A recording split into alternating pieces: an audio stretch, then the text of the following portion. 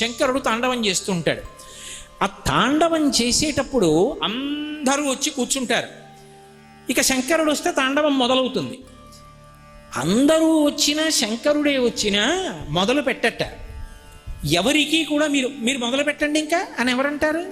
ఎవరనరు. బెత్తం పట్టుకుని వస్తాడట భృంగి. పట్టుకుని వచ్చి గాలిలోకి ఎత్తి హో అంటాడు.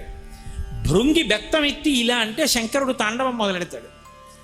తాండవం చేసి చేసి చేసి చేసి అలా చూస్తాడట భృంగి చాలాసేపు. బెత్తం ఎత్తి అంటాడు, ఆగిపోతాడు.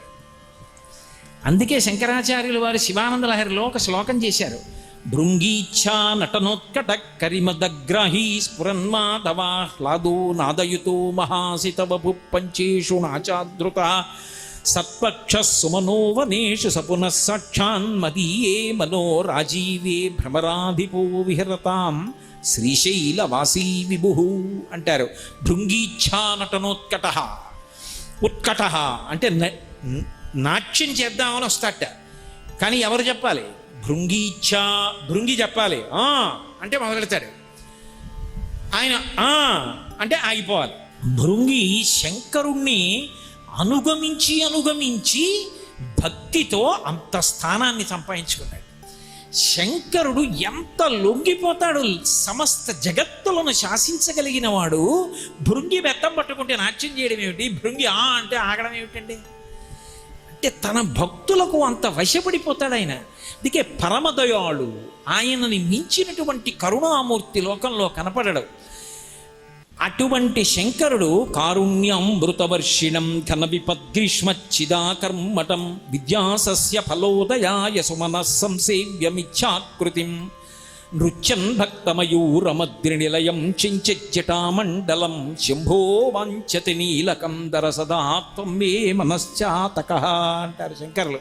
కారుణ్యామృతవర్షిణం, కరుణని వర్షించేస్తుంటాడు. అలా అంతటి దయామూర్తి తండ్రి కదూ.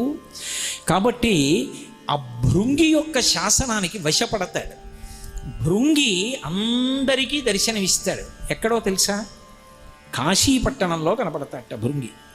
కాశీపట్టణంలో చీమ కానివ్వండి, దోమ కానివ్వండి, మనిషి కానివ్వండి, ఇంకొకటి కానివ్వండి, ఆఖరణ ప్రాణోత్క్రమణం అయిపోతుంటే శరీరం విడిచిపెట్టేసే ముందు ఒక్కసారి భృంగి కూడా కనపడతాడు. శివ పరివారంలో వస్తాట. ఆ సమయంలో శంకరుడు చేసే ఉపకారంలో వచ్చేటటువంటి పరివారంలో ఒకడయ్యాడు భృంగి. అందుకే శివోపాసనలో కూడా గంట కొట్టి శంఖం ఊది పిలిస్తే నంది భృంగిరట వీరక వీరభద్రచండీశ్వర ప్రమద ముఖ్య మహాగణేభ్య శ్వేతాదిలికలీశాంతాం యోగాచార్య మతానుగాం సద్వాదశోత్తర శిష్య సంఖ్యాం స్మరామ్యహం అంటూ పిలుస్తారు ఆవాహనలో. అటువంటి భృంగి కాశీపట్టణంలో ఎవరైనా ప్రాణం పోతున్నప్పుడు మొట్టమొదట పార్వతీదేవి వస్తుంది. ఆ తల్లి వచ్చి, అయ్యయ్యో వీడికి ప్రాణం పోతోంది, పాపం ఊపిరి అందట్లేదు, చెమట్లు పట్టేస్తున్నాయని చెప్పి పాలిండ్లు కదలంగ పసిడిపయ్యద బీచు అచలాధిపుని కూర్మి ఆడుబిడ్డ. కాశీపట్టణంలో ప్రాణోత్క్రమణం అవుతుంటే నేనే వచ్చి తారకనామాన్ని చెవిలో చెప్తాను అని పరమశివుడు ప్రతిజ్ఞ చేశాడు కనుక ఆయన శాసనం నిలబడాలి కనుక ఊపిరి అందక కొట్టుకుంటుంటే పార్వతీదేవి వచ్చి దగ్గర కూర్చుని విసినికర్ర పెట్టి విసరడం కాదురా, మా ఆయన అనుగ్రహాన్ని వీడు పొందుతున్నవాడని తన పవిట కొంగు తీసి విసురుతుందిట.